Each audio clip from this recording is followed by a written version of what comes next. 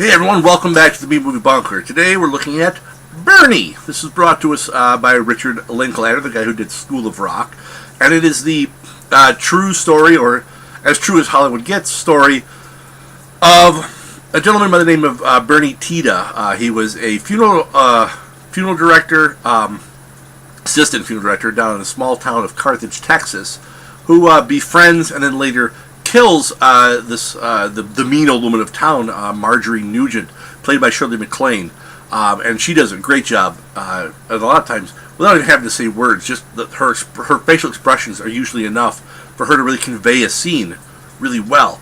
Bernie is actually played by Jack Black, and I think this is his best performance to date. And I think part of that might come from Linklater, who I think had a great performance out of him for School of Rock, and it's part of it because Jack can't rely solely on being the whoa hey guy from Be Kind, Rewind and so many other movies where he's just kind of relies a bit more on his zaniness and his overall physical comedy. He's got to rely upon more of actually acting like this character of Bernie Tiede.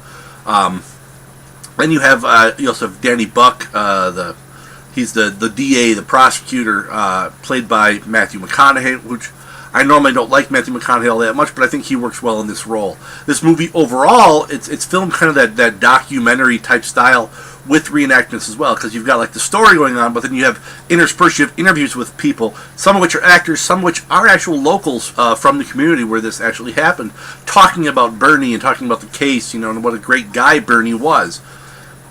I think I enjoyed this one. It was good, and partly it was because of the performances of the actors. MacLaine and Jack Black, I think, do a tremendous job in this movie, and they really carry the film.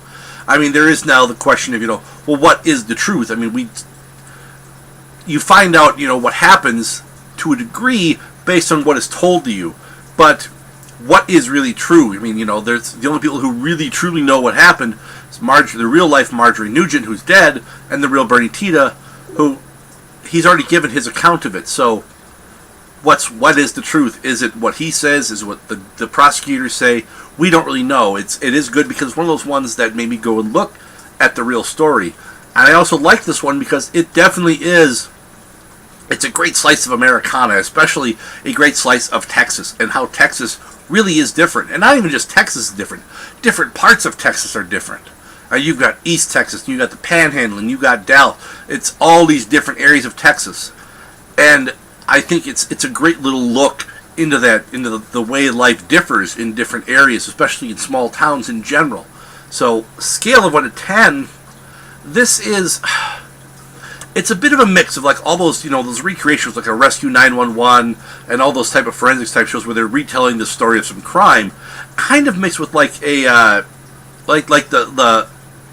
mockumentaries like a Spinal Tap or a Break Like the Wind, where there's the story going on, and there's a little bit of humor added into it, but I think the humor is genuine in this, where that's just kind of how it works, in that real life can be funny at times. Even in tragedy, there's still at times funny things happening before the tragedy or after the tragedy and stuff like that. And this movie, I think, reflects real American life to a degree, and how even the nicest people can snap.